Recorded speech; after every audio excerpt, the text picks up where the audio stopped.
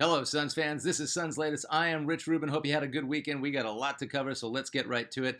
I know I said I wasn't going to talk about Kuminga anymore as the rumors died down, and it looked like he didn't want to come to the Suns, but something came up. Don't panic yet.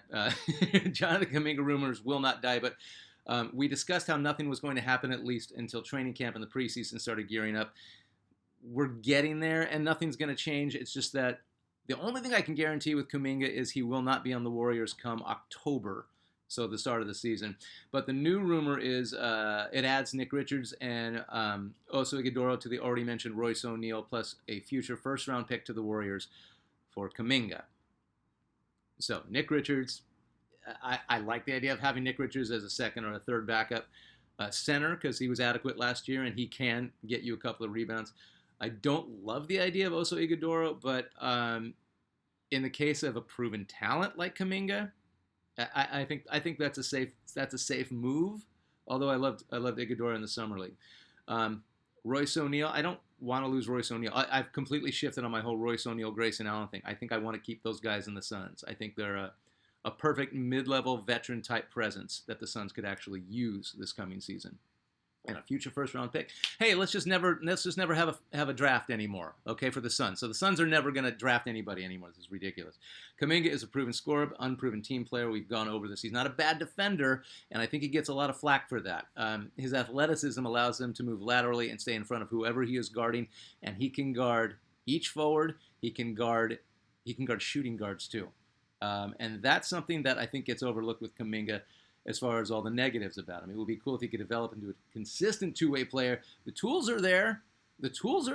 Now, to be fair about his head, I think he values himself highly, and I will never criticize an NBA player's ego. Remember, any guy that made it to the NBA, for a long time coming up, they were the man. They were the best player on their grade school team, their youth league team, their college team. They're always the best.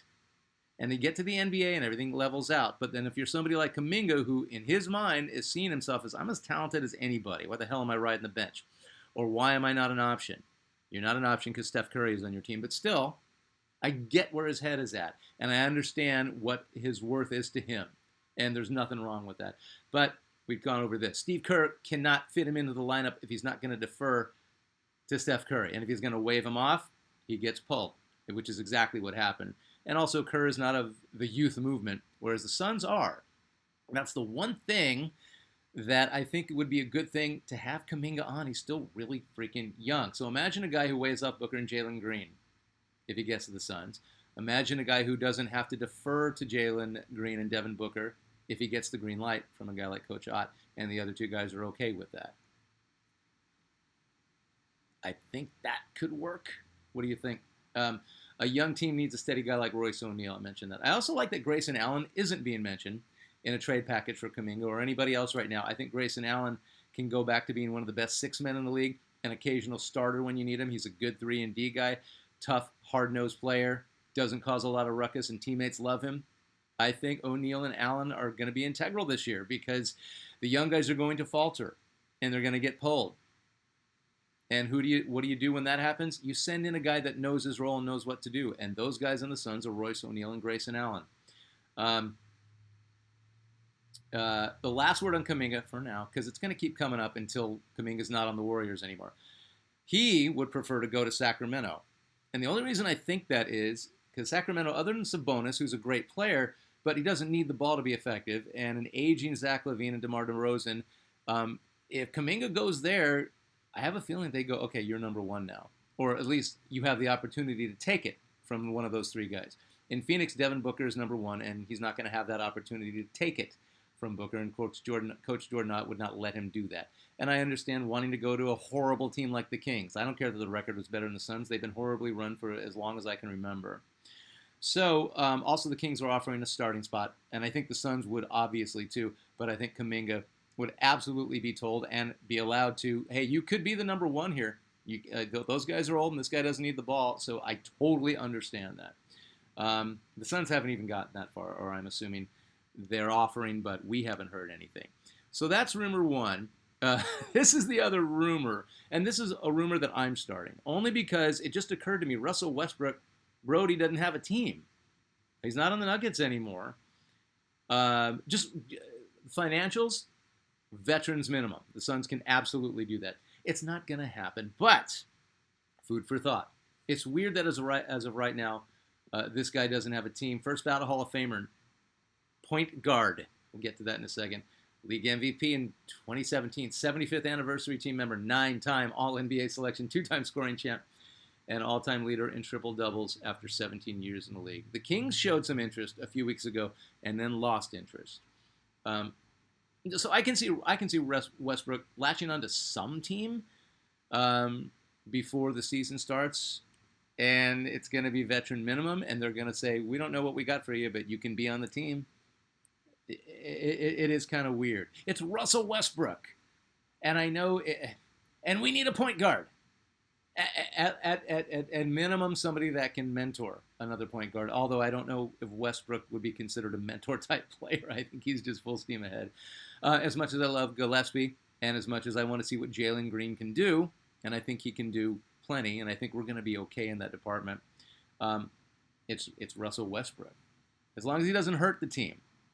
So I think Coach Ott wants to shape the young guys with the team. I think Coach Ott wants the team in front of him, and I don't think he wants to add a whole lot of other pieces, especially a guy like Westbrook, who's probably at this point impossible to coach unless he hears it from other veterans.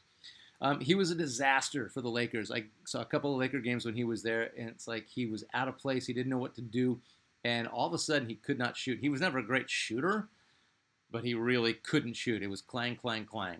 It was just Bricktown. So I kind of don't see him in a Suns uniform. I mean, I can't even see it.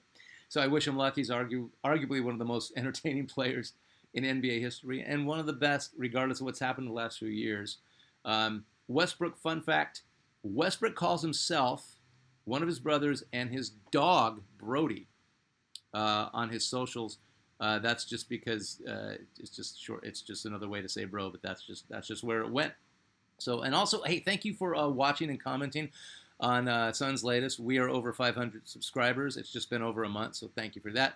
Let's get to the comments from at Metallica, loyal Suns Latest viewer. If you have more than 7 Suns shirts, including jerseys, you may be a Suns fan. I got my Valley shirt. I got my Suns shirt. I have some old stuff that I will not wear because it smells bad, and it's also falling apart.